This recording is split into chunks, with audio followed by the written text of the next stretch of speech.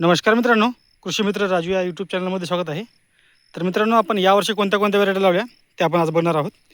तर मित्रांनो, आपण यावर्षी 2 व्हरायटी लावलेल्या आहेत. ते म्हणजे MAUS 725 जे की परभणी विद्यापीठाची व्हरायटी आहे, आणि दुसरी व्हरायटी म्हणजे याच बाजूला आहे, ही आहे मॅक्स 725. MAUS 725 आणि मॅक्स 725 या दोन्हीमध्ये भरपूर मोठ्या प्रमाणामध्ये फरक आहे.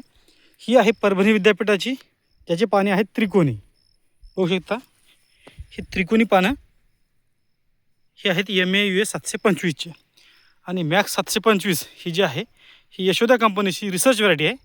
तर हिचे पानं आहेत गोल, आणि हिला साधारण 5 पानं आहेत, 4 पानं असे ह्याचे पानं आहेत. तर ही व्हरायटी सेम टू सेम आपल्या केळीची जी व्हरायटी आहे त्याच्यामध्ये दिसते, परंतु थोडंफार याच्यामध्ये फरक आहे. फरक कोणता आहे तर याचे थोडे पानं जे आहेत हे पातळ आहेत, आणि केळीची जी पानं असतात हे नोकीला, म्हणजे जे पान असते हे एकदम हे नोकीला असते. हे जी पान असते का तसं नोक असते याला, जसं की या पद्धतीने बघू शकता, हे या पद्धतीने असतात केळीची व्हरायटी. तर थोडाफार फरक आहे. आता ही केळीचीच व्हरायटी आहे का, कंपनी तर म्हणते त्यांची स्वतःची रिसर्च व्हरायटी आहे, म्हणून त्यांनी ही मॅक्स 725 ही व्हरायटी रिसर्च व्हरायटी म्हणून काढली. तर ही आपण साधारण 3 एकरमध्ये लावलेली आहे. आणि ही जी MAUS 725 ही व्हरायटी आहे, ही आपण साधारण लावलेली 2 एकरमध्ये.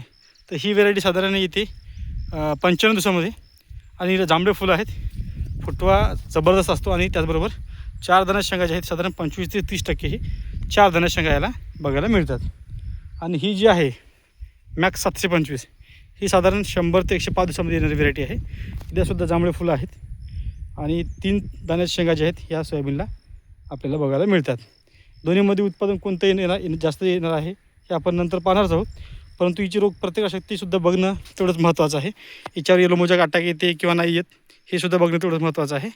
ही जी व्हरायटी आहे MAUS 725, याच्यावर येलो मोजाकचा जो अटॅक आहे हे एकदम कमी येते, परंतु 0.001मध्ये ही मोडल असा याच्यावर येलो मोजाकचा अटॅक हे थोडाफार असतो, परंतु एवढा पसरत नाही. त्याच्यामुळे ही व्हरायटी कमी पाण्यामध्ये सुद्धा चांगली येते. विशेष म्हणजे शेंग फुटत नाही. हे 725 MAUSचं वैशिष्ट्य म्हणता येईल आपल्याला, कारण ही व्हरायटी आपण साधारण 3 वर्षापासून जे आहे हे आपण दरवर्षी लावत आहोत. एकदम जबरदस्त उत्पादन देत आहे.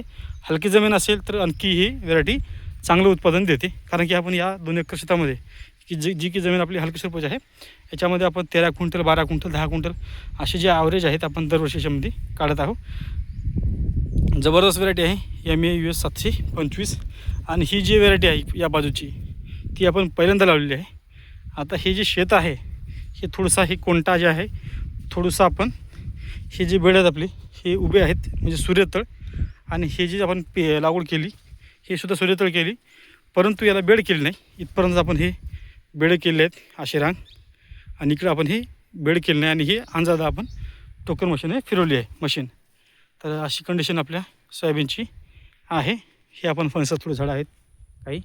या ठिकाणी ही विहीर आहे, विहिरीचं पाणी आपण 5 एकरला देत असतो. तर अशी कंडिशन आपल्या सोयाबीनची आहे. बघू शकता 4.5 फुटाचा बेड आहे, आणि याच्यावर आपण 3 लाईनी हे लावलेले आहेत. दरवर्षी आपण 3 लाईन लावतो, यावर्षीसुद्धा 3 लाईनी आपण लावलेल्या आहेत.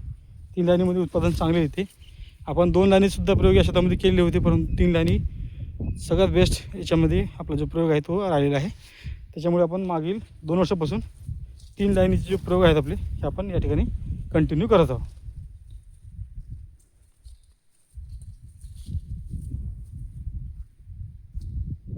या ठिकाणी